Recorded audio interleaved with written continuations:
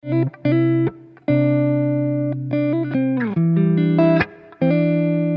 estado adentrándonos en el capítulo 5 y de hecho en nuestra próxima reunión estaremos terminando el capítulo 5 del libro de Mateo y ha sido muy interesante. Miren, siempre nuestro warm-up, siempre nos gusta calentar, entrar, ir encendiendo motores poco a poco y hace 8 días estuvimos hablando sobre los juramentos, Jesús y los juramentos en el capítulo 5, verso 33, del verso 33 al verso 37. Es esta palabra cuando Jesús dice: además habéis oído que fue dicho a los antiguos, no perjurarás, sino cumplirás al Señor tus juramentos. Y estuvimos hablando de este tema de perjurar. ¿Qué es perjurar? Perjurar es faltar al juramento, ¿cierto? Pero miren que fue muy interesante porque dentro del contexto de los judíos en ese momento, para ellos, para los judíos, habían 2 tipos de juramento: los que eran obligatorios y los que no eran tan obligatorios. Los obligatorios era cuando alguien juraba por Dios. Entonces, si se hacía un voto o un juramento, cualquier cosa en el que el nombre de Dios estaba ahí, tocaba cumplirlo, ¿cierto? Pero habían otros que no eran obligatorios y era que yo juraba por el cielo, juraba por la tierra, por el templo, la ofrenda, el altar, etcétera, etcétera, mi cabeza, etcétera, etcétera. Y ahí es cuando Jesús está diciendo: pero yo os digo, no juréis en ninguna manera, ni por el cielo, porque es el trono de Dios, ni por la tierra, porque es el estrado de sus pies, ni por Jerusalén, etcétera, etcétera. Pero realmente lo que Jesús está hablando aquí no es necesariamente el no jurar o no hacer votos, sino que como habían juramentos obligatorios y otros que no eran obligatorios, realmente lo que Jesús está diciendo es referente a eso, a aquellos que cuando no juraban por Dios, sino por la tierra, el cielo, ya en su corazón sabían que no iban a cumplir. A eso es lo que hace referencia al contexto del pasaje. Entonces lo que Jesús realmente nos está hablando es de no jurar en el sentido de que voy a faltarle y voy a fallarle a mi hermano, y lo pone en un contexto que fallarle a mi hermano en un juramento es casi que como fallarle a Dios, porque ¿quién es el que sufre inmediatamente cuando yo no cumplo mi juramento? Pues mi hermano, ¿cierto? Dentro de ese contexto, entonces el Señor no está hablando de no jurar como tal, y vimos varios ejemplos en los que la Biblia habla de hacer votos a Dios y de jurar, ¿cierto? Pero realmente lo que se refiere el Señor es a eso, a cumplir lo que nosotros nos comprometemos, ¿cierto? Básicamente es eso. No sé si está claro. 2 juramentos habían, los obligatorios y los no. Pero entonces lo que sucedía con ellos era que si yo juraba por otra cosa diferente al nombre de Dios, ya en mi corazón ya yo sabía que podía faltar a ese juramento. Y eso es lo que Jesús viene a corregir, a que no pensáramos de esa manera, sino que nuestros actos fueran completamente, fueran en la misma dirección que iban nuestros dichos, ¿cierto? Lo que nos comprometíamos. Eso es lo que Jesús realmente nos quiere decir. Y reflexionábamos un poco en cuanto a esto de hablar verdad, de decir la verdad, y obviamente en cuanto a hablar la verdad, pues también está implícito la verdad de la palabra y de proclamar su palabra y de enseñar su palabra. Pero el verso 37, y con esto ya conectamos para ir al tema en el que vamos a estar el día de hoy. El verso 37 dice: pero sea vuestro hablar sí, sí, no, no. Y reflexionábamos en la siguiente parte que dice: porque lo que es más de esto, del mal procede, de mal procede. Y miren que lo relacionábamos mucho con este tema de decir la verdad, de ser honestos, sí, pero también hablábamos de este verso que se encuentra en el capítulo 8, verso 44 de Juan, que dice: vosotros sois de vuestro padre el diablo, ay Dios, y los deseos de vuestro padre queréis hacer. Él ha sido homicida desde el principio y no ha permanecido en la verdad, porque no hay verdad en él. Cuando habla mentira, de suyo, o sea, de sí mismo, de lo que él es en su esencia, de ahí es que habla, porque es mentiroso y padre de mentira. Entonces lo relacionábamos con este verso 37, porque lo que es más de esto, de sí o no, de mal procede. Entonces, ¿en qué nos convertimos cuando no cumplimos nuestro voto, cuando no cumplimos nuestro juramento, cuando faltamos a nuestra palabra? Y estamos en un mundo que, pues la palabra ya realmente no tiene valor como tal, necesitamos fiador, codeudor, testigo acá, testigo allá para esto, ¿cierto? Entonces Jesús nos está llamando nuevamente a eso, que nuestros actos coincidan con lo que nosotros proclamamos y decimos. Ahora, también mirábamos un poquito, estamos dentro de este contexto y abríamos un poquito el contexto y mirábamos que Jesús empieza a hablar de los juramentos, ¿cierto? Y de lo importante que es cumplir. Y mirábamos también el Salmo 15 en el que habla eso de que cuando yo doy un voto y así vaya en contra mío y me cueste, yo lo cumpliré. Yo voy a pararme firme a cumplir mi voto, aun sea en contra de mí, aunque me duela o algo. Y hablábamos de este contexto, de qué viene hablando Jesús justo antecitos. Jesús viene hablando del divorcio y pues implícitamente del matrimonio. Este voto, que también hemos hablado de eso semanas antes, un voto en el que Dios está ahí presente, ¿cierto? Y en el que también decíamos que el matrimonio, esta pareja es la imagen de Dios. Entonces, ¿cómo tomamos este voto? Y Jesús empieza a hablar de juramentos y de que nuestro sí sea sí y de que nuestro no sea no, a pesar de que incomode, a pesar de que duela, pero siempre ser honestos y siempre decir la verdad y cumplir nuestro voto. Y lo relacionábamos también con este contexto que viene hablando Jesús sobre divorcio, pero implícitamente el matrimonio. Ese voto también que nos comprometemos delante de Dios y que es maravilloso poderlo cumplir. ¿Me siguen hasta ahí? Estamos en contexto, ¿cierto? Listo, y para hoy, capítulo 5, verso 38 al 42. Había pensado inicialmente hacer del 38 al 48, pero realmente es mucha información la que hay en estos 10 versículos. Al principio me sucede eso, bueno, vamos a leerlo, empiezo a meditar y empieza a salir, empiezo a estudiar y empiezan a salir más y más cosas. Y recuerdo eso que me ha enseñado el pastor. Mi pastor Héctor dice que a veces lo más importante de un bosquejo es lo que tienes que dejar por fuera, porque uno quiere meter y meter más información. Y también es un ejercicio que toca hacer y es estas cosas que uno tiene que dejar por fuera del bosquejo. Eso me parece interesante dentro de este estudio sistemático. Ahora, para el día de hoy, Mateo capítulo 5, versos del 38 al 42.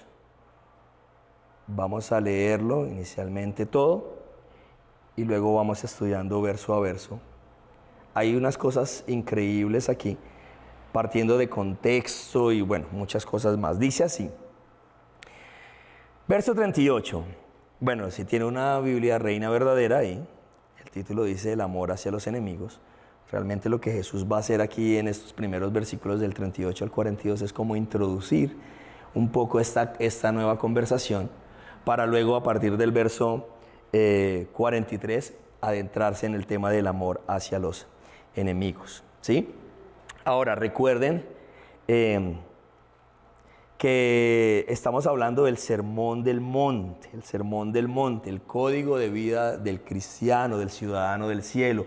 El carácter de Jesús definido aquí de manera que nos lo modela después a través de su vida y es lo que pues pide de nosotros como sus discípulos, porque Él está hablando inicialmente aquí es a sus discípulos. Recuerdan, iniciando el capítulo 5, dice que Jesús viendo la multitud subió al monte y viniendo a Él, acercándose a Él, sus discípulos les enseñaba diciendo, ¿cierto? Entonces sus discípulos, obviamente pues muchos se acercaban a Jesús, pero esta enseñanza es para estas personas que deseamos seguir sus pisadas y que a veces nos va a costar y nos va a incomodar y nos va a doler un poquito.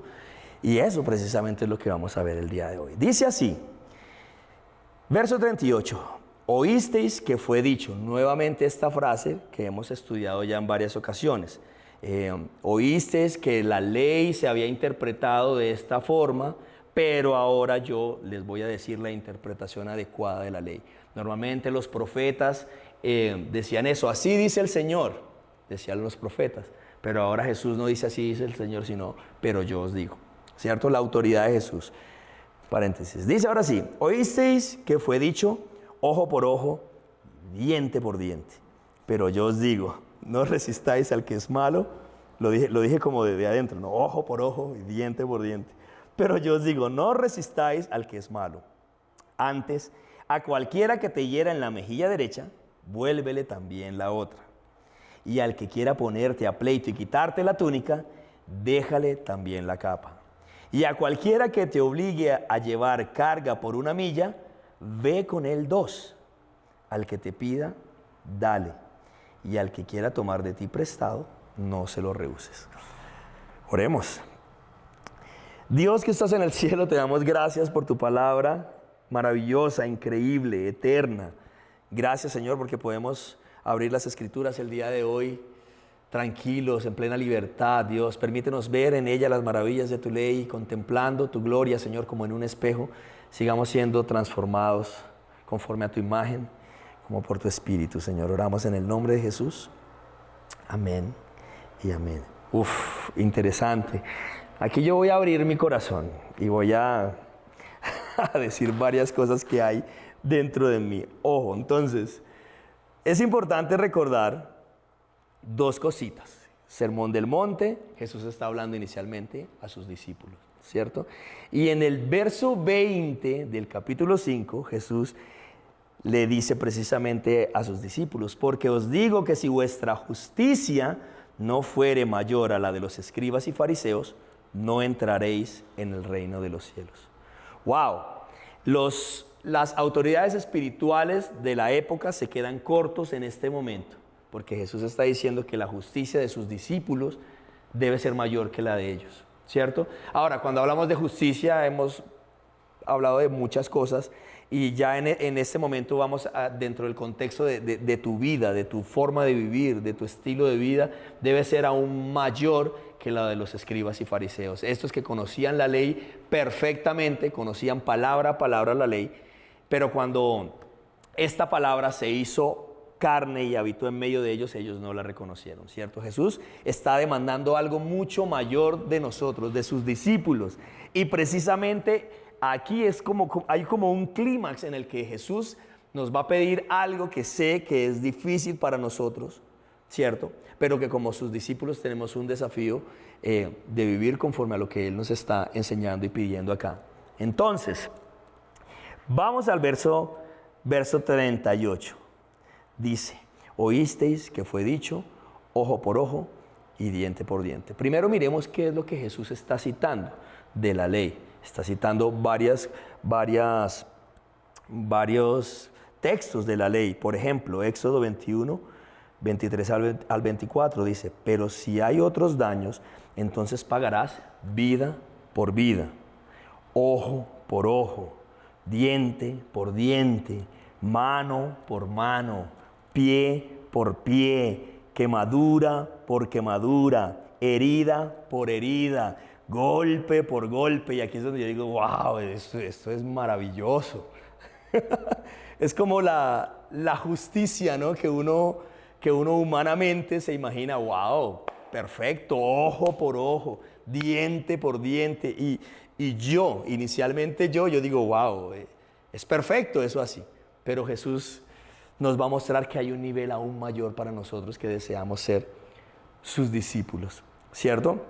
Esto de hoy es para mí porque en la vida normalmente uno dice: wow, increíble que esté asumiendo y que esté viviendo las consecuencias de sus actos y estas cosas, ¿no? De la vida, cuando las personas deben asumir consecuencias por sus errores, por lo que sea, por el mal que hacen.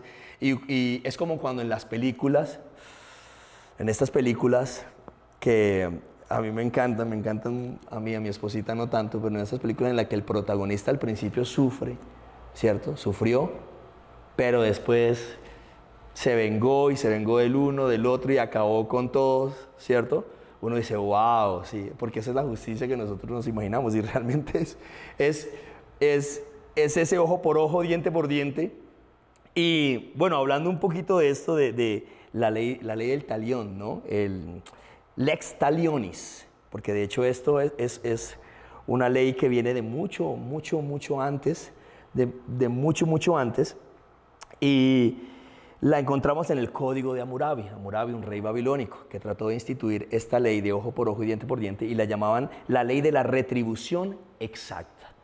Y es interesante porque uno uno asume que es una ley que permite la venganza, ¿cierto? Ojo por ojo, diente por diente.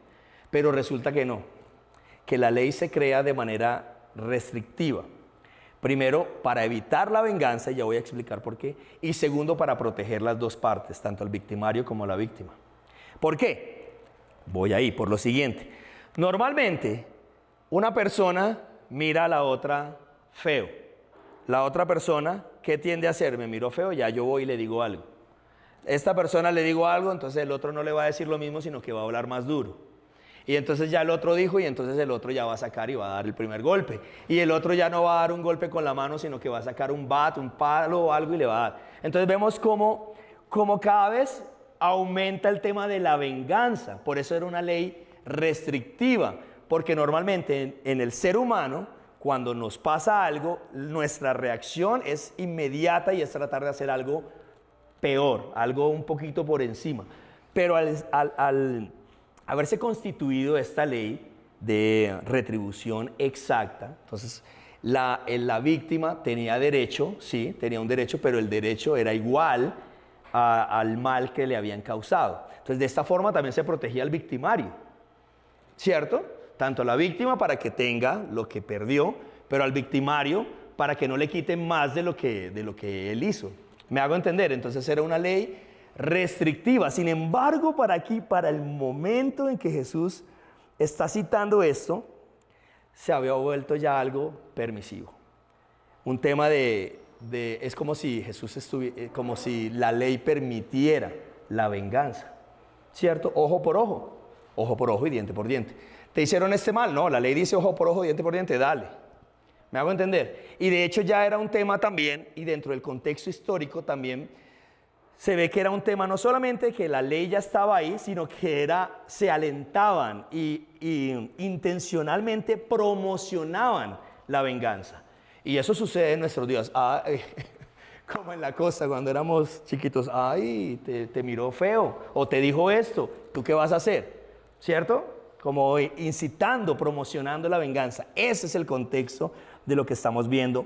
Y por eso Jesús nos dice: oísteis que fue dicho ojo por ojo y diente por diente, pero ahora Jesús va a decir: más yo os digo. Estamos claros el tema del contexto, de qué está sucediendo, de este deseo inherente en el ser humano al recibir una ofensa o un daño. Su deseo es reaccionar de la misma forma o peor. Por eso se había instituido esta ley de ojo por ojo y diente por diente, y de esta forma había restricción y se protegían las dos partes, pero no es lo que estamos viendo aquí. Aquí en este momento lo que estamos viendo es un deseo desbordado por venganza, usando esta ley. ¿Cómo interpretaban la ley, no? Usando la ley que había sido restrictiva, ahora de una forma permisiva para que las personas pudieran tomar venganza con sus propias manos. Ahora, venganza, no sé si, aquí va un chiste, pero es que de los míos ya no sé si funciona o no, porque ya son como de mi época y ya como que no. Chespiritus 4:32. Chespiritus 4:32, la venganza nunca es buena, mata el alma y la envenena. ¿Cierto? Entonces, estamos ya en contexto. Jesús ahora nos va a dar una nueva interpretación, lo que Él desea y espera de sus discípulos, recordando que Él está hablando en una primera instancia a sus discípulos. Claros hasta ahí.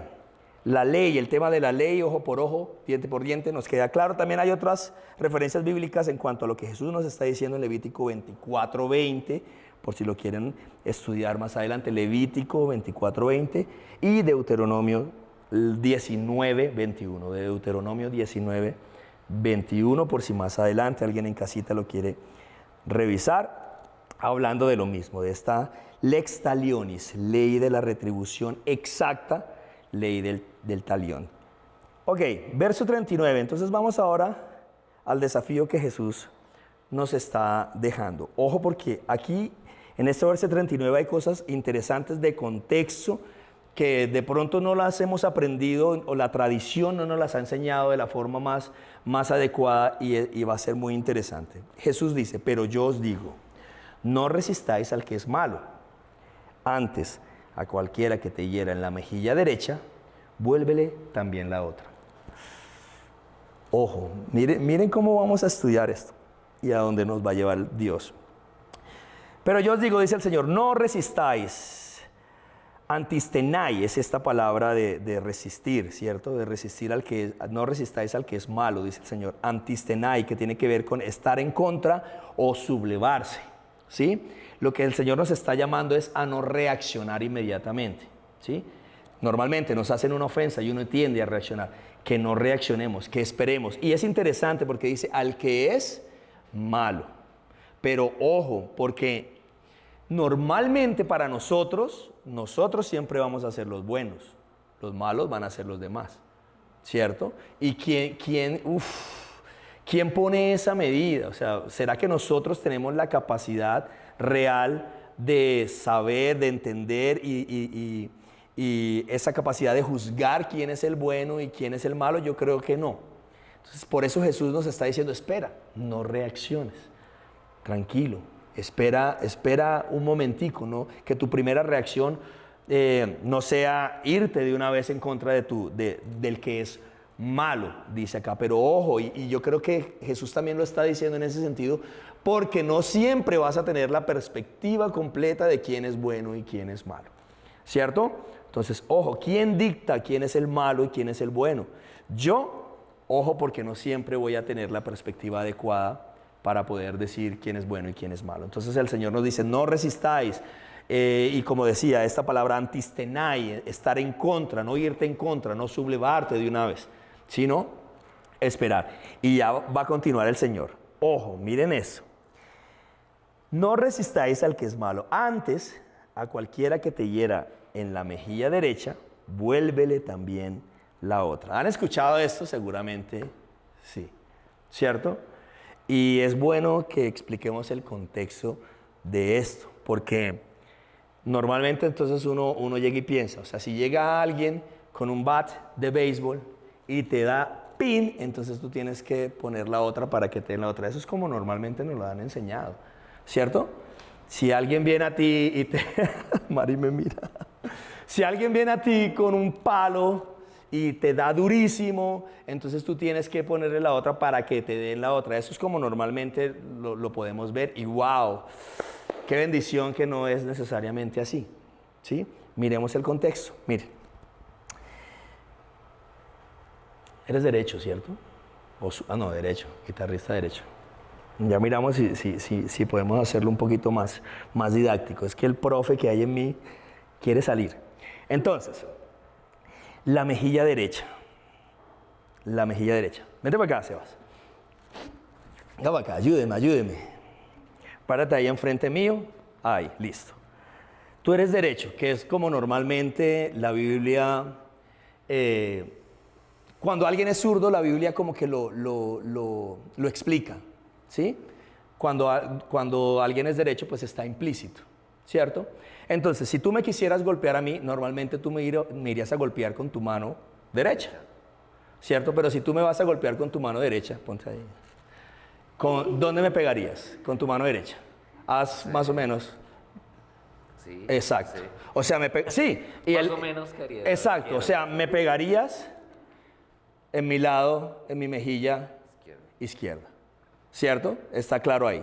Normalmente tú me pegarías en mi mejilla izquierda, pero él está hablando de la mejilla derecha. Ojo, contexto. ¿Qué está hablando el Señor? Para que tú me golpearas a mí en mi mejilla derecha, tu golpe ¿cómo debería ser? Hacia allá. O así. Izquierda, sí. Exacto. Ahí vamos bien, gracias. Excelente. Ojo, eso es importante porque uno asume que aquí entonces el Señor está invalidando el derecho de defendernos. No. Y ya vamos a mirar por qué. Y algunos tienden a pensar eso. Familias, personas maltratadas, mujeres maltratadas, ¿cierto? Entonces no, es que usted tiene que aguantar y poner la otra mejilla. No, o sea, el Señor no está hablando de eso. Cuidado, no está validando o promocionando la violencia e invalidando mi derecho a defenderme yo y a defender a los míos. Eso no es lo que el Señor está diciendo. Vamos al contexto. ¿Por qué el Señor habla de la mejilla derecha?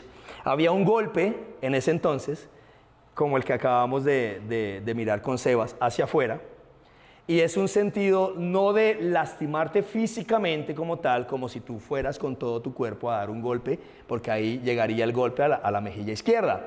No es un tema de un golpe que lastima físicamente como tal, sino es este golpe en sentido de, es un golpe, sí, pero no, la intención de este golpe no es lastimar físicamente, sino es este golpe que había y que dentro del contexto histórico se veía mucho como estas películas de caballeros que se quitan el guante y ¡paz! Y daban el golpe. De eso es lo que el Señor está hablando, un golpe, pero a mi ego, que me humilla, que es este golpe que es en señal de reto y de humillación. De hecho, a los criados en ese entonces podían golpearlos de esa forma porque como eran considerados menos que ellos, ¿cierto? Entonces es un golpe que indica eso, humillación, reto y desafío. A eso es lo que el Señor está refiriéndose. Y cuando dice, vuélvele también la otra, es respira y espera, ¿sí? No reacciones, o sea, realmente lo que el Señor nos está llamando es a eso, a no reaccionar, pero ojo al contexto, ¿sí? No es un golpe que procura lastimarte, no es el bat que te viene a dar con el bat de béisbol y tú tienes que poner la otra, no, Señor. No es el Señor invalidando nuestro derecho legítimo a la defensa, ¿cierto? Sino que sí, en un sentido de humillación, de que te quieren poner debajo, que eso lo vivimos constantemente en nuestras distintas áreas en las que nos desenvolvemos diariamente, sea estudio, sea trabajo, universidad, colegios. Nos sucede constantemente personas que nos quieren bajar, que nuestra reacción inmediata no sea esto de atacar el antistenai, ¿no? Que no sea eso. Está claro el contexto, ¿cierto? Súper claro. ¡Wow!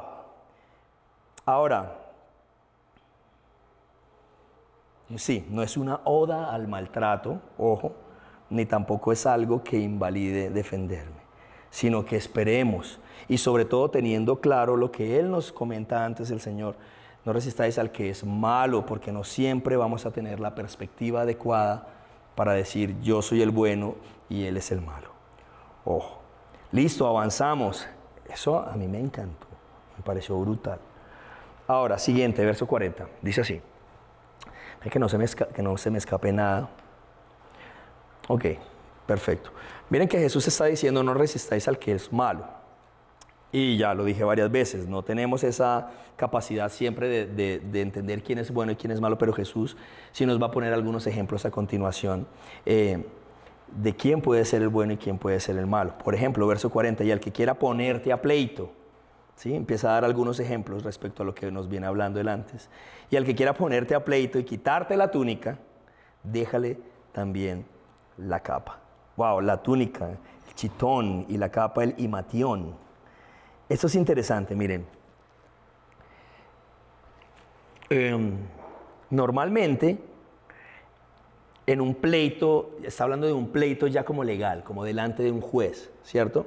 Y Jesús dice, habla de la túnica y de la capa. El que quiere ponerte a pleito y quitarte la túnica, déjale también la capa. La túnica era esta primera vestidura que ellos tenían pegada al cuerpo, la capa iba encima, ¿cierto?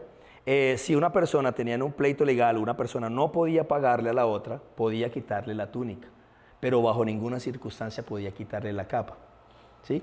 ¿Por qué? Porque la idea era que a pesar de todo, la persona no podía quedar completamente desprotegida del clima, del frío, etcétera, etcétera, ¿sí? Entonces era permitido quitarle la túnica, pero no la capa. Y ahora el Señor nos está diciendo, pues déjale también la capa, o sea, quedarme yo como desnudo, desprotegido, ¿cierto? Wow, se pone pesado, ¿no? Vulnerable, desnudo, vulnerable. Y uno dice, es difícil, man.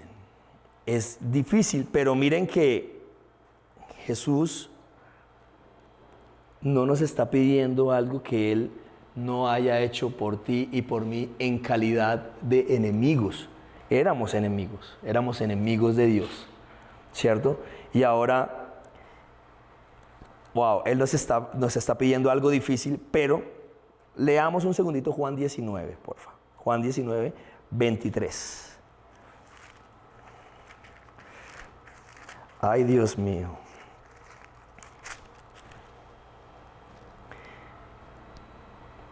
Si alguien quiere quitarte la túnica, pues déjale también la capa.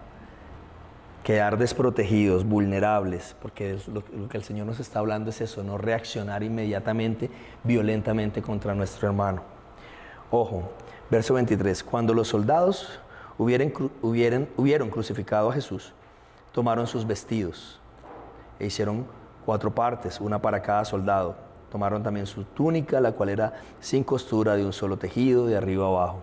Wow, dice que tomaron sus vestiduras, o sea, tomaron su chitón, su túnica, y tomaron su imatión, su capa, porque el Señor quedó completamente desprotegido, desnudo y vulnerable en la cruz del Calvario. O sea, no nos está pidiendo algo que Él no haya hecho por nosotros en calidad de enemigos de Dios. Me hago entender, ¿cierto? Y lo que el Señor nos está hablando aquí precisamente es eso. No reaccionar violentamente, esperar. Eso es lo que Jesús está pidiendo de nosotros. Y ¿por qué no? Para eso algunas veces toca ir un poquito más allá. No simplemente esperar, sino mostrarme desnudo y vulnerable. ¿Sí? Así es. Wow. Verso 41 dice así. Ok. Y cualquiera que te obligue a llevar carga por 1 milla, ve con él 2. ¿Han escuchado eso? En la iglesia es muy común escuchar ese dicho de la milla extra. ¿Sí? ¿Han escuchado algo de eso de la milla extra? Imagínense que en ese entonces había una ley romana que permitía que sus soldados o otros oficiales, si necesitaban la ayuda de alguna persona que llevara una carga, o sea, había una ley que él le decía, me ayudas con esto y lo llevamos 1 milla. O sea, la persona, haz de cuenta que yo me vestí bien, para ir a una reunión o algo y me encontraba con alguien y me decía, tienes que llevar esto por 1 milla. Me tocaba agarrarlo y llevarlo por 1 milla. Así yo fuera de afán, tuviera urgencia, lo que fuera bien vestido y me tocaba echarme un costal de papas al hombro, cosas así, tocaba llevarlo independientemente del peso, la hora, el lugar, etcétera, etcétera. ¿Sí? A eso está haciendo referencia el Señor. Y no solamente dice que lo haga, sino que lleve una más. ¿Sí? Una más. Entonces no importa de dónde venías ni hacia dónde ibas. No importa el peso de lo que tenías que cargar. Tenías que echártelo al hombro y avanzar 1 milla. Y no solamente 1 milla. Ahora, si parabas 1 milla, obviamente eso no creo que lo hicieran con mucho agrado, ¿cierto? De cargar esto por 1 milla. Y si lo terminabas ahí, ibas caminando y te encontrabas con otro y te pedían otro, pues tenías que llevar ese otro por otra milla. ¿Sí? Ahora el Señor aquí nos está diciendo, wow, que no solo la cargues 1, sino que la cargues 2 millas. ¿Sí? Esto primero que es una ley, que es una obligación, esto que hacemos porque nos toca, Dios nos está diciendo, nos está pidiendo algo más. O sea, ahora hazlo, hazlo de manera voluntaria. ¿Sí? Ya no porque te toca, sino ahora de manera voluntaria. Ahora, hay un ejemplo claro que nos da la palabra sobre esta ley y es sobre esta persona que venía del campo, ¿cierto? ¿Recuerdan? Una persona que venía del campo va entrando a la ciudad y se encuentra un montón de gente gritando, llorando otra insultando, lanzando cosas y en algún momento se encuentra que viene alguien cargando una cruz, ¿cierto? Viene cargando una cruz y es el Señor Jesús el que viene cargando esa cruz y él se acercó de demasiado que los romanos lo vieron y le dijeron, venga para acá y ayúdele a cargar la cruz a Jesús, ¿cierto? Estoy hablando de Simón de Cirene. Es un ejemplo que nos da la palabra sobre esta ley de sobrellevar esta carga por 1 milla. Entonces ahí está súper claro el ejemplo de Simón de Cirene y lo vamos a encontrar también en el capítulo 27, verso 32. Entonces está claro, ojo, porque esto tiene relación a lo que sigue. O sea, hay unas cosas que nos tocan. O sea, yo hago esto porque me toca o yo hago esto realmente voluntariamente para Dios, ¿sí?